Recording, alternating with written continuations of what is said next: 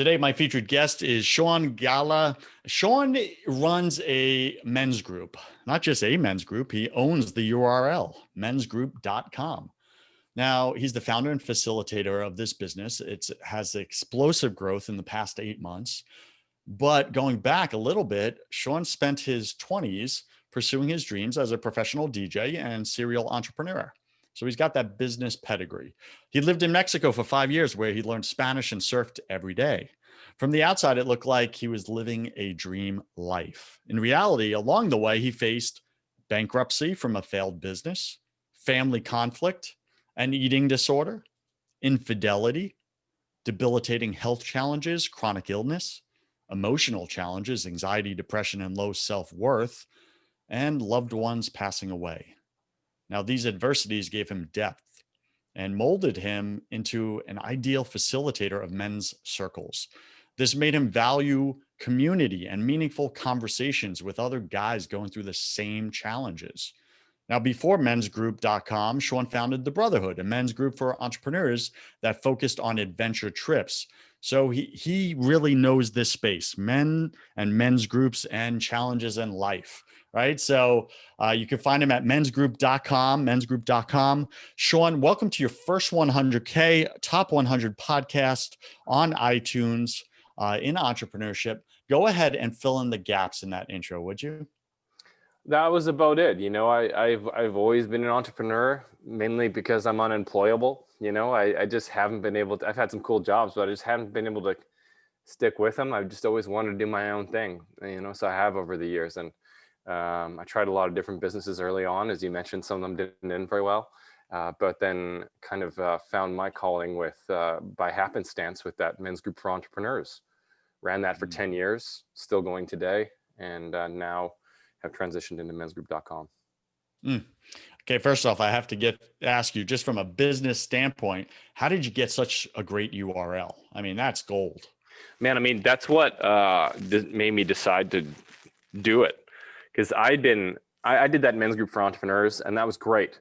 We'd go on these trips like heli skiing or skydiving or surf trips together, and these big name guys that run all the podcasts and write the books, and these internet celebrities and former professional athletes and stuff, that we'd all hang out and we'd sit in a circle. And I thought we were going to talk about business stuff, but they ended up talking about a lot of personal stuff as well. And I just loved it. But then once I got sick, I couldn't run that business anymore. I just had to take a bit of time off. And so I decided to sell it to a friend. And then I was like, what do I want to do? And I was poking around, trying a lot of different things. And I want to do something a little bit lighter and not as, I don't know, I kind of fantasized about doing something easier, like selling widgets on Amazon or something, something a little bit less meaningful. So I tried a lot of things. And then just the men's group thing kept coming back to me. Like, there's no approachable men's group out there. None of my friends were joining men's groups because they were too kooky. So, and then when I saw the domain was available, I think it was, $15,000 or something US online. And I got the guy down to $500. And I was like, okay, well, this has got to happen. Like, this is just flowing. Are you kidding? You bought mensgroup.com for $500? No, I'm not kidding. That was the final kick in the pants I needed. Yeah. Yeah. That's confirmation. Yeah. Right. Yeah. Do something with that for sure. And you have, right? So I really want to get into that, but before we do, take a minute, share something personal about you that very few people in your business life actually know.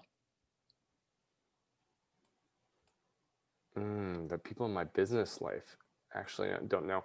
I feel like my business life and my personal life are so intertwined because I run men's groups for a living. So we talk about a lot of personal things.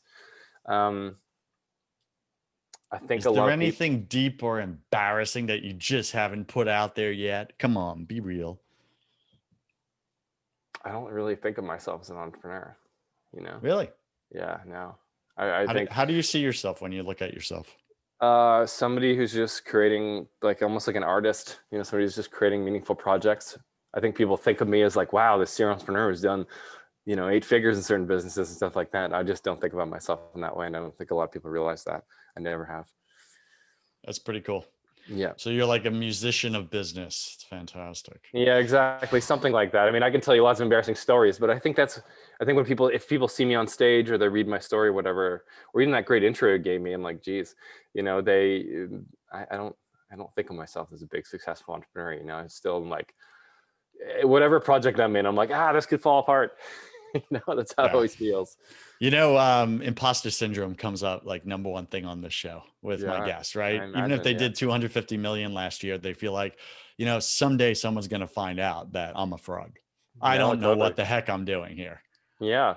And I've heard that another part of this too is that I've heard that even at the biggest polished businesses like Airbnb, I have a friend that was like high up at Uber, like Tesla. It's always a sausage factory. There's people scrambling around. There's wheels flying. There's carts running around, and that's how it feels like day to day. It's just putting out fires and managing people, and it doesn't matter how successful you are. It seems like it feels like things are still going awry.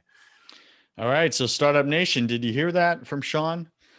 What you're dealing with right now, you'll be dealing with when you hit 7 figures or when you hit 8 figures. Yeah, It'll just be more of it. more So of it. look forward to that, right? Different flavors of it, but Different flavors. Exactly. All right. So same let's talk meal. about Men's Group and how you Yeah. started that. Right now, let's be clear what you're doing here. Okay. You're not doing like the softy, wussy support type experience for dudes to share their feelings and everything. You're dealing with like real life issues, right? But life issues that we all deal with, divorce and breakups, being a dad, nice guy syndrome, which is very common actually, Mm. family issues, improving communication, work and your purpose, motivation, managing emotions.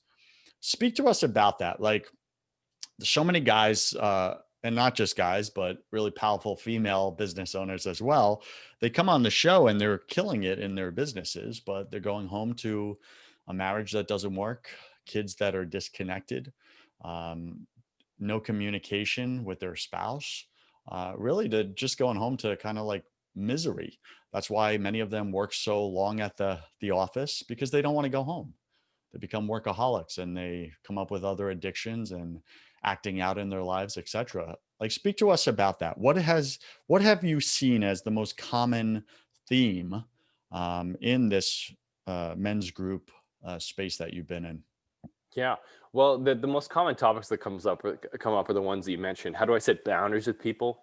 How do I make friends? That's one for a lot of guys. Like they're never taught how to make supportive male friendships. It's just like people they get together with for a beer with, and talk about sports or the weather. And they want meaningful friendships. They don't know how to do it because nobody taught them. Breakups. How to communicate better, how to manage things like anger, how to understand their emotions, etc. But we do get a lot of workaholics as well, a lot of entrepreneurs. We actually, there's this perception that men's groups are for losers, Mm, and for guys who are struggling. We actually have a lot of doctors, lawyers, athletes, like really high level people professionally that are coming because the rest of their lives are in shambles or they're burning out or whatever. And what I've seen is that these guys end up getting a lot more out of life when they realize that workaholicism is the same thing as alcoholism or an addiction to porn or an addiction to whatever. It's like just another way to avoid your challenges and your feelings and some of the uncomfortable ways you think about yourself and your life that you adopted when you were young.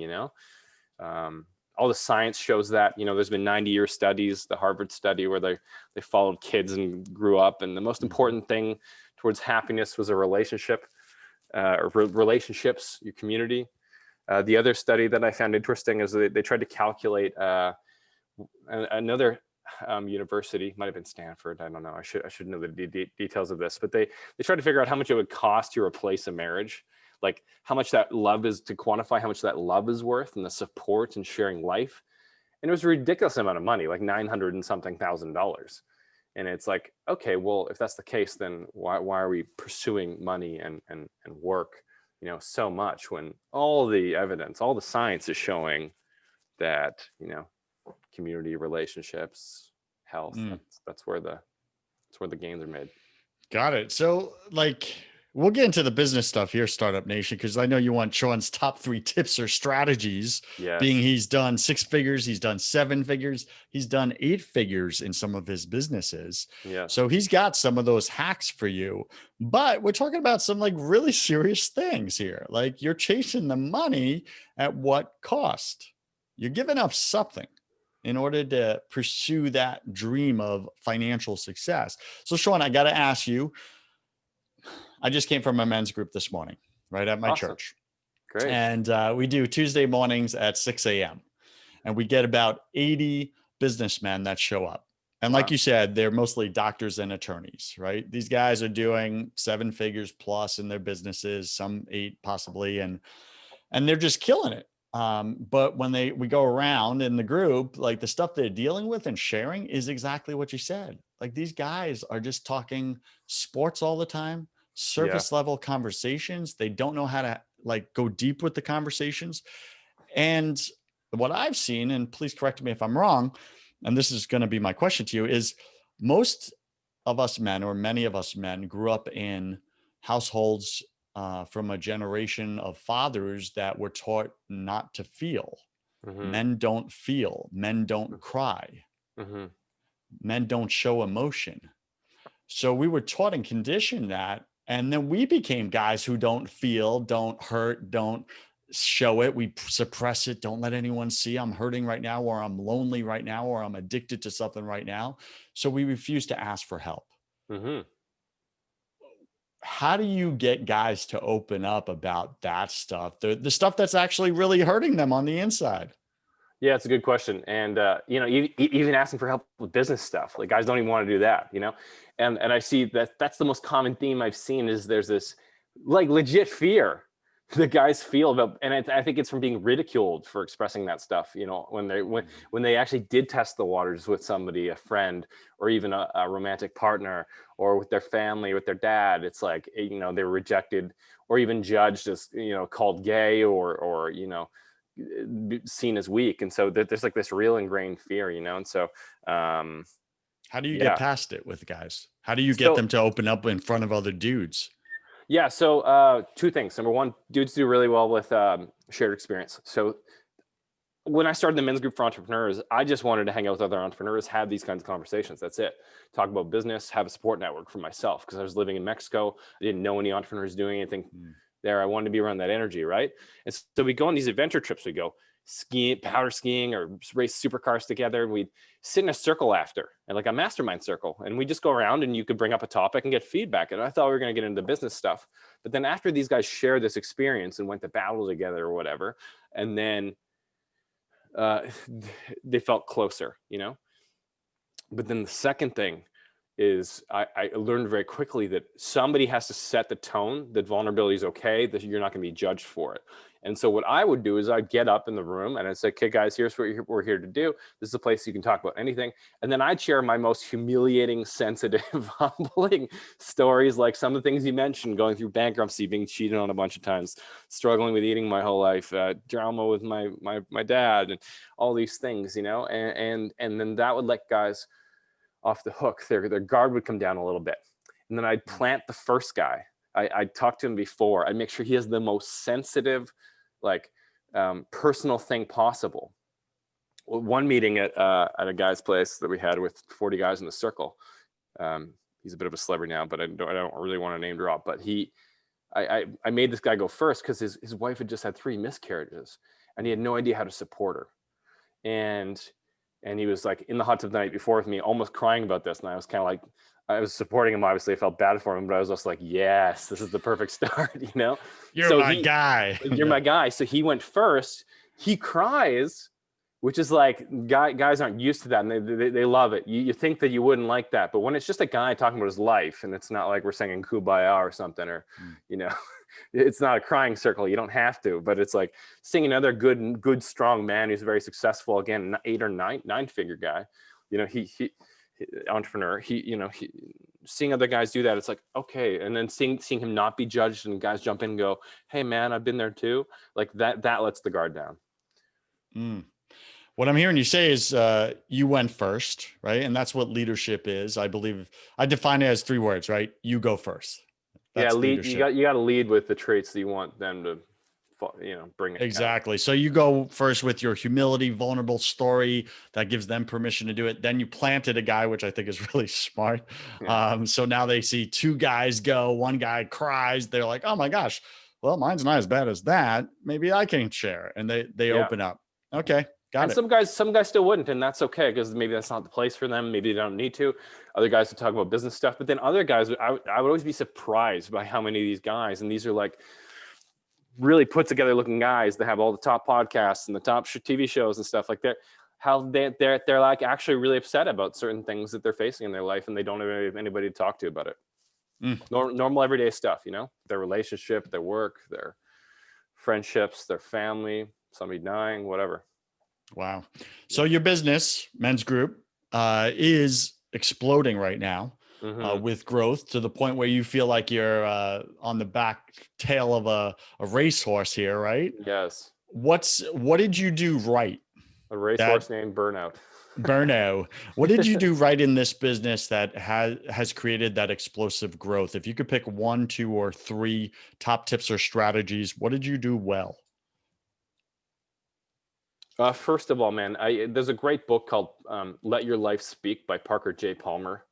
And it talks about how vocation chooses you, how like everybody has a nature.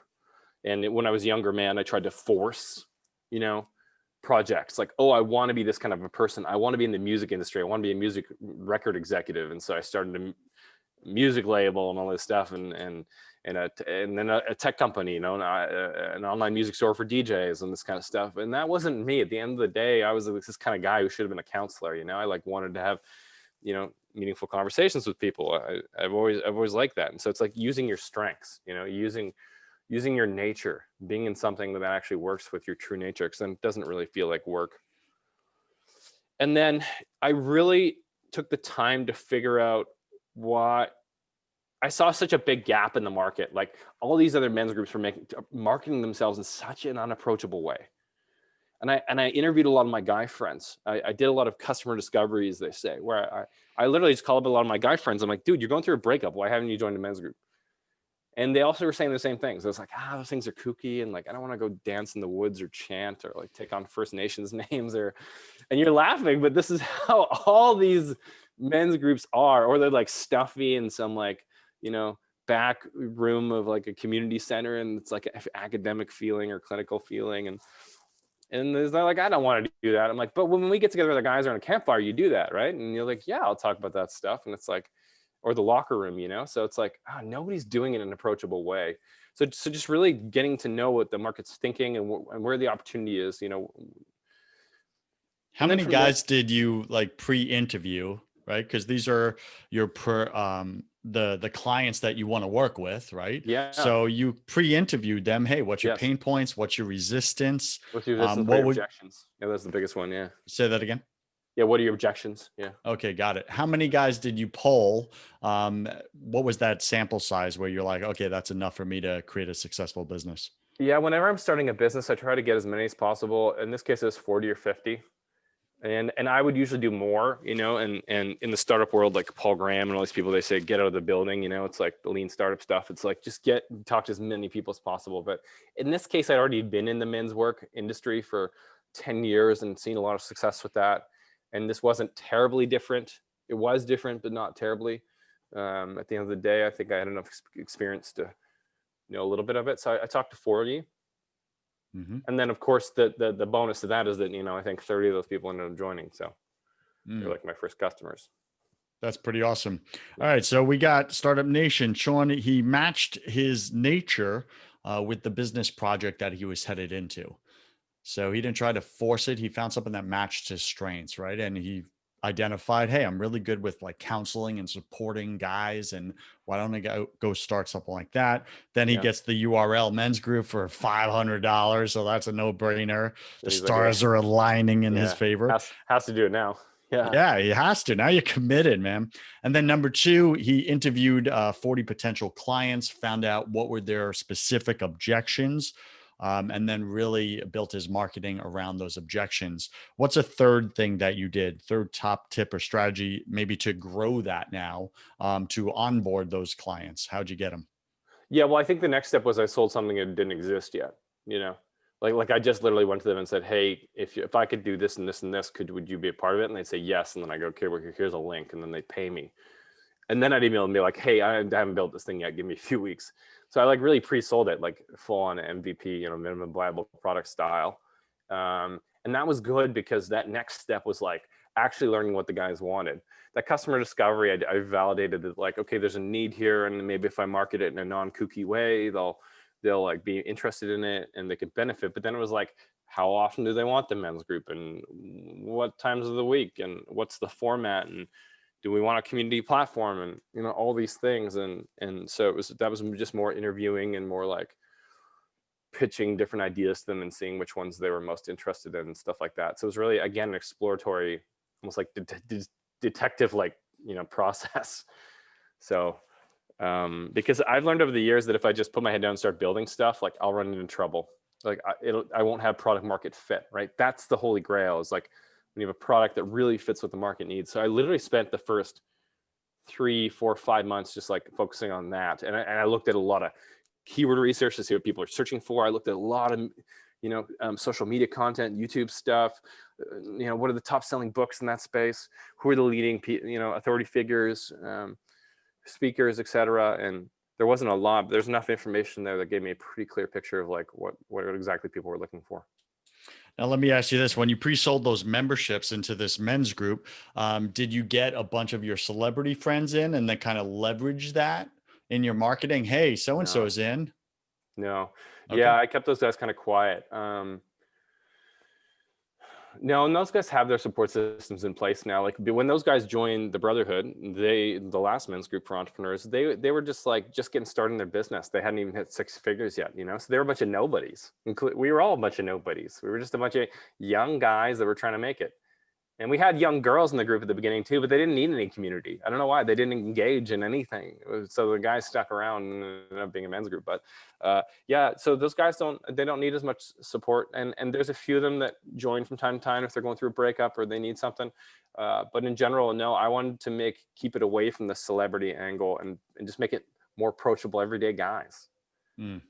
Because that seems to be what works. In fact, in my sign-up videos, like aside from the one on the homepage, I recorded them during COVID as placeholders. I got long, scraggly hair. I got a beard. I look like I'm wearing sweatpants. And the feedback I've gotten is that guys actually really liked that because it felt like it was a friend sending them a video message instead of like this polished presentation. A lot of these guys are going through rough times. So I realized that by accident, I was like matching where they're at,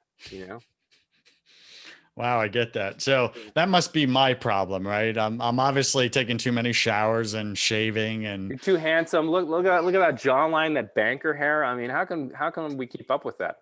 Praise God, man. I felt Banker hair, that's a first. Like presidential hair, is that better? Presidential. Got it. All right. So listen, BC, I'm calling them BC Nation. Sometimes I confuse my two shows. I got to be real, man. It's part of doing the deal, man. You're doing a lot of good work out there. All right. Thank you. So Startup Nation, Sean just gave you some really valuable tips and strategies for your own business there. Replay this show, replay this episode, and make sure you're doing those 3 things. Match your nature. Are you in the right project? Are you in the right business? Go ahead, Sean. Yeah. Can I say one more? Product market fit is everything. That's the thing that in my opinion, and a lot of the, it seems like a lot of the startup literature now talks about this. Product market fit is everything. Like you got to keep trying stuff until you get it. Like if you're stuck at 6 figures, if you're stuck at 50 and doing 40,000 in revenue, 50,000 to 100,000, even a couple 100,000, even 500,000, $1 million, but things feel like kind of clunky, like you haven't hit it yet. Like product market fit is like money piling up in the bank account. You can't hire people fast enough. Like that's what true product market fit is. So I would encourage people to let go their vision a little bit and let the customers guide a little bit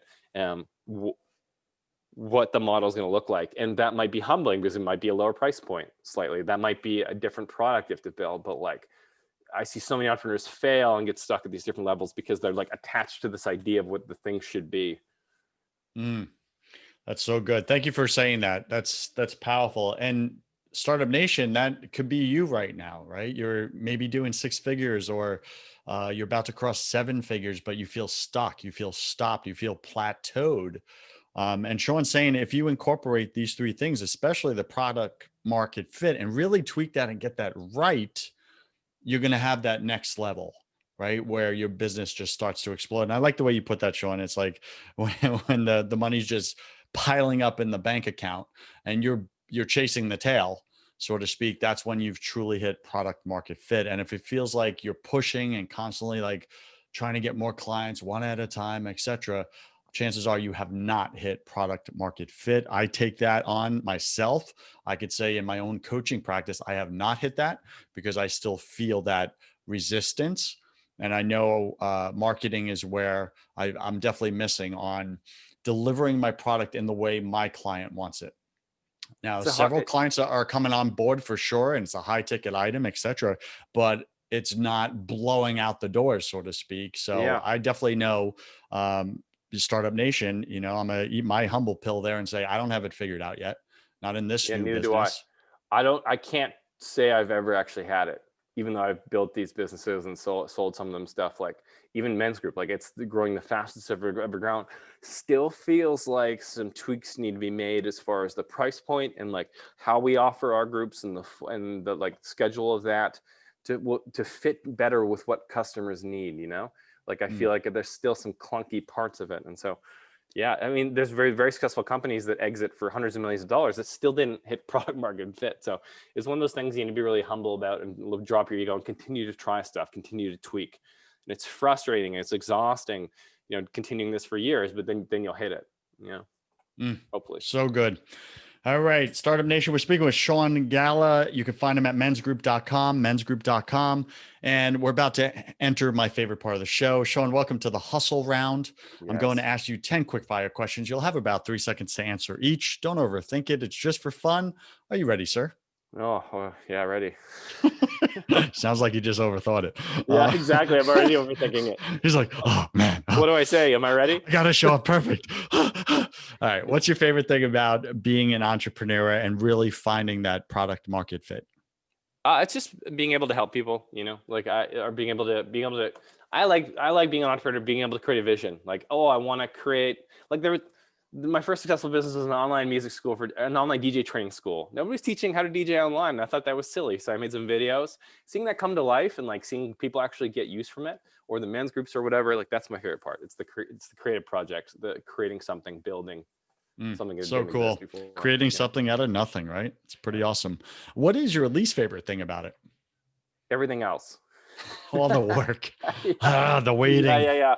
All my friends are like, wow, you're an entrepreneur. I'm like, don't do it. Don't do it. Don't be an entrepreneur. I have a problem. I'm unemployable. That's why I do this.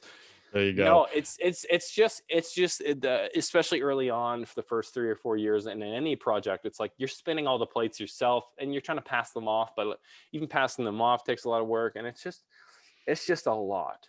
It's just a lot to take on. And sometimes I fantasize about going and being like a gardener or something, or like, working at Home Depot. Like I see those guys. Yeah, but you know what's going to happen? You're going to be like, these are the only rakes available. Yeah, I got to create a better rake That's for exactly people. what would happen. Yeah, exactly. Yeah, I get that. What are you most afraid of? Not being loved. That's real. Yeah, not being loved, probably. I mean, I'd say failure, but ultimately that's like being rejected by people because I'm a failure. It's just the not being loved thing. Yeah, I get that. Yeah. We're all struggling with something at any given moment of our lives. I believe it's just part of being human. What are you struggling with, either professionally or personally, with right now? How much time you got? Give me the top one. He's like, I got 13. What do you got? It's just this feeling, and it comes up a lot in men's groups. Guys express it. I'm sure women feel too. But it's just this feeling of overwhelm, where it's like a lot. Like I'm trying to build a business. I'm building a van right now. My girlfriend and I want a venture van to go and do surf trips and ski and stuff. So I'm building that out in my spare time and managing that relationship I'm in, and the health. And I have a dog. I have a puppy, and it's just there's a lot of times where I feel like, wow, this is a lot, and then also just the ups and downs of business. Men's Group has gone better than any other project I've ever started. And yet I'm still rocked by day to day by like somebody getting upset at me via email, or some system we built not working, or some staff member dropping the ball. It's just like, it's, focusing too much on what's going wrong instead of all the, the positives that are happening. I think those are the two big things right now. Thanks for sharing those. What did you spend way too much time doing this past year? Search engine optimization. And that could steal hours of your life. It's funny because when I got the domain and I was like, oh, I got to do this men's group thing. That's right when COVID hit. Like, I started in March, and I just saw a huge opportunity. Nobody was ranking in the search engines. That's how I had success with that online DJ school. So I literally spent 3 months studying it intensely and implementing it. And now we're number one for everything we want to be number one for. And that's part of the reason why it's going well. But all my friends are making fun of me, and my girlfriend was razzing me because I was like, I could, we didn't have anything to do. I was like, I might as well be productive and learn a skill and implement it. And that paid dividends. That's awesome. I think sometimes right now during the pandemic, a lot of us are letting time be wasted rather than really like going deep dive into a skill set or really honing and developing a craft, something we've been wanting to get better at, but have been neglecting. And now we have all this time. I'll use myself as an example. I had the limiting belief system probably right before COVID that I am not a good writer. I'm a better speaker, but I'm not a good writer. And that was holding me back. And then I had Chicken Soup for the Soul co-author Mark Victor Hansen on my show. And he challenged me personally. Joseph, you are a good writer and you're going to sell millions of books. Now man the F up and go do it. Yeah. Start writing 2 hours a day. And guess what? You're going to develop the craft and become a good writer. And man, I really took that on and been writing 2 hours a day, and the craft is getting better. And that's how I've spent my pandemic. And I am 36 chapters into a 40 chapter book. Nice. Right? Praise God for that. And I'm like, here's a guy who months ago was like, I can't write anything. So Startup Nation, I just say that to hopefully inspire and encourage you. It's not too late. The pandemic's still going, baby. Yeah, and people are going to be like, in a few months or a few years, people are going to be like, wow, how'd you write that book? Like, that's crazy. I could never do that. And it's like, you just need to dedicate some time to it. That's it, That's what it looks like. And like. it's so worth it, because during these times, like, I'm really proud that I dug into SEO. You're probably really proud that you dug into writing during this time. When I got really sick, I got bit by a tick on a surf trip, on one of these trips that I took the entrepreneurs on, and ended up in bed for a while. And I just had this thought. I was like, if this is going to be a dark time, how can I create something beautiful out of it? And I couldn't even go for a walk or whatever, but like, I was like, what can I learn lying there in bed? And I learned guitar off YouTube. And now every time I'm playing guitar, like, I'm not very good, I'm still a hack, but there's this meaning behind it. I feel real proud of it, Well, you took an adversity and you created beauty out of it. Even if it's just a little thing, Even if. Yeah. And you see like all the best music is like written, like people are writing it during tough times, the best art's created of these, people who've lost somebody in a dramatic way, or like, seriously look at the biggest businesses in the world. They were created during the worst times, financial times in history. Adversity creates beauty, I think. Mm-hmm. What secret fear do you have about people? What secret fear do you have about people? I don't really have many fears around people, actually. I've always really been open about that. But my secret fear for them would be people don't get into their own stuff and use tools like a men's group or counseling or books or podcasts like yours, and that they continue suffering when they don't have to be, and then they take that on their kids, or they take that on their wife, or they take that out on, the poor person in traffic next to them or whatever. And it's like, if you just talk to somebody about it, you would have avoided all this, so guilty. As far as the traffic one. Oh, me too. I mean, it's I still haven't conquered the left lane irritation. I still haven't conquered it. So that's my fear with people in general, is I strongly believe that men are kind of canaries in the coal mine for the health of society. And watching the suicide rates ramp up for men, it's 80% men, the incarceration rates, all these things, the homeless rates, it's like the literacy rates for men. It's concerning. That's my fear. Yeah, for sure. It's like as men, we don't have that outlet for all these feelings, all these emotions, all this out of controlness. So what do? We act out in very dangerous behaviors that cost us everything that matters in our life. So I think it's great what you're doing with Men's Group. And Startup Nation, like consider Men's Group as just an outlet for yourself, for your human emotions, your human feelings, the things you're dealing with in day to Just day that we all deal with. just the things that are right in front of you. That's it. Hey, I had a That's fight with it. my coworker today. Like having a place to process through that and then take the fruits of that back to your relationship and your family instead of having to put that on your family and like, yeah, just having a place to workshop through things and then take the fruits of that back to your life. It's invaluable. And it doesn't have to be big, meaningful things. It doesn't have to be crying. It's just like, hey, I want to communicate better. Hey, I want to be better at work-life balance. Hey, I want to set better boundaries with my family or with friends or whatever, it's just like everyday things. I get that. What do you wish you had learned sooner in business?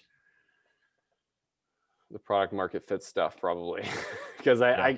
I mean the reason why I went bankrupt early on is because I started a company that wasn't working from the beginning and I thought that entrepreneurship meant persistence and that was the key, but that's not the case. If you're building the wrong thing, it doesn't matter how persistent you are, you're not going to be able to sell it. So Mm. I think that's what I wish I could just drill that lesson into other entrepreneurs out there because they go, yeah, I get it, but then they do that exact thing. They build their vision, and it might not match what the customer wants. That's So what number I'm hearing one. you say is find product market fit, then be persistent, Then be persistent. and you'll get your win out of that. Yeah, exactly. Okay. Like, and then number two would just be like, man, I wanted to do cool stuff. I wanted to be like an adventure sports influencer or like film surfing or, stuff like that. And I was resisting my nature for a long time. I wanted to be a record label executive and a DJ. And I was good at DJing, not because I was cool, but because I was good with people. But the reality is that I was more like a counselor personality. And I Yeah. should have just listened to that and not resisted myself, not rejected myself in that way, Yep.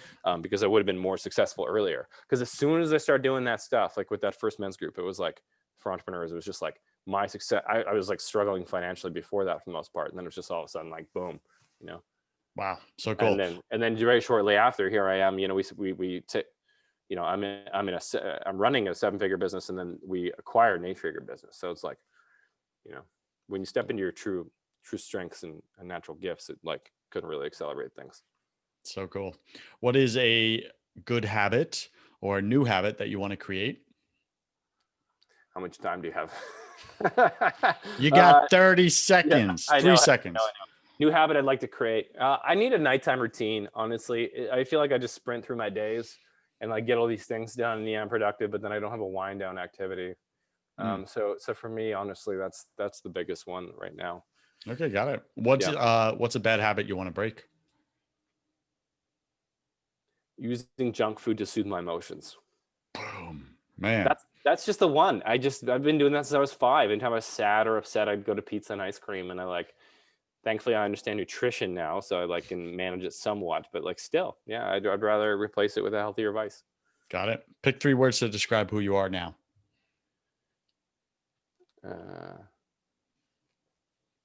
Meaningful conversation guy. Got it. Pick 3 words to describe who you were before you found your project nature fit. Insecure, naive, but well-meaning entrepreneur. Yeah, I get that. And last question, if you could come back to life, Sean, after you died, look your family and friends, your girlfriend in the eye, your little puppy, and tell them only one piece of advice about everything, about life, about all of it, eternity, the works, what really matters, what doesn't, what would you say to them? Your relationship with yourself is everything. Like the more that I see guys focus on that, the more I focus on it myself. And that's all the internal stuff. It's like, how am I feeling about my life? How am I feeling about myself? How am I feeling about my relationships? Like the more that I make space for that stuff and I see guys getting into that stuff, the smoother their life goes and the more fulfilling it is. Like, because if that stuff's not sorted, and I know it's uncomfortable, a lot of people don't want to go there. That's why therapy, nobody talks about it, but it's like, that stuff is the stuff that will actually make your life better. That's the uncomfortable stuff, but it is the hero's journey. That is the stuff if you wade through it and go through that difficult time, you will get into that tough stuff, you will emerge on the other side a much stronger person and enjoy a lot more of life, and then be able to have better relationships without your emotions getting in the way, or limiting beliefs getting in the way or whatever. So that'd be my advice: is focus on that personal journey. Yeah, for sure. And then when you attract more money because you got yourself all cleared up and in emotionally healthy relationships, guess what?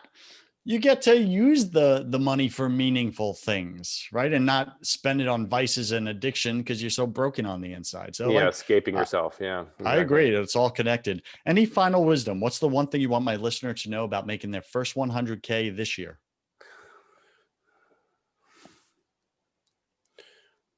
Be humble, try stuff, just try stuff, let go of your vision, and just try a lot of things. Like, I couldn't have imagined that. Like, my men's group for entrepreneur is the most successful project I've ever done. I think mensgroup.com will eclipse that, but it's new. But that the brotherhood, like, it started with me being in Mexico and just scratching my own itch. I was already running other businesses. They weren't going that well, trying to build other things. And then I just threw a bunch of my friends into a Facebook group. And then those guys also felt the same things that I was. And then that led to this 7-figure business where we're flying over the world doing these adventure trips with these celebrity dudes. And then a guy in our community actually passed away, and his family is going to be financially ruined because his business was being failed since he was gone. So I raised a couple $1 million, and we acquired it and then built it back up, and that turned into an 8-figure business. Like, I can't imagine that all has happened from me just like starting a Facebook group to scratch my own itch, So it's like, just throw out little pebbles, see which cause the biggest ripple. Well said. What's the best way for Startup Nation to get in touch with you if they so choose? Yeah, just mensgroup.com. We're watching the emails a lot. Shoot us an email, mensgroup@mensgroup.com. But I think just mensgroup.com is the place. Send us a contact message. We'll get back to you. And I looked at your membership dues, and they are very nominal. I mean, very low cost, very affordable on a monthly basis. Like, any guy can pretty much do this. So, yeah, I think right now it's like $47. It might even be $39. Yeah, we just want to make it approachable and easy, and for guys to try it out their first time. All right, guys, go to mensgroup.com. You got anything for girls, or are we just leaving them stranded on this show? Well, here's the thing, girls. I get asked a lot, hey, when are you going to start a women's group? But they inherently have built-in community. But I think that girls struggle with the same challenges or similar challenges. Mm-hmm. So I got something for girls. 2 things. Number 1, there's great women's groups out there. There's lots. Go find one. They do great work. Number 2, support men to get into this stuff, because a lot of the toxic behavior that men are being criticized for, having pointed out, rightly so in a lot of cases, it's not that men are toxic, or there's this thing called toxic masculinity that's floating around now all of a sudden in the air. It's like, unhappy people do unhappy things, right? So it's just on an individual basis, there's actually good reason why these guys are doing these unhealthy behaviors. And so it's like, encourage your guys around you to get into this stuff, even if it's just reading a book, taking a little step to listen to a podcast, giving a men's group a shot in their local town or one of ours, work with a coach like Joseph, just anything, because that's why these unhealthy behaviors are coming out. Now, if someone approached you next week with a URL, womensgroup.com, would you then start one? It's funny. I've actually talked to a few women in my life about having them run it, but then using all the infrastructure I built, because I'm always looking for, new projects and stuff. And so, unfortunately, it hasn't clicked yet, but potentially if somebody thinks of the right person, reach out to me through mensgroup.com. We can do it. I'd be stoked. If anybody knows who owns womensgroup.com, connect them with Sean. Do that. Sean Galla, thank you for being on your first 100K podcast. I wish you God's love, peace, and joy in your life, sir. Thanks, Joseph. Keep doing this great work. Thanks, brother.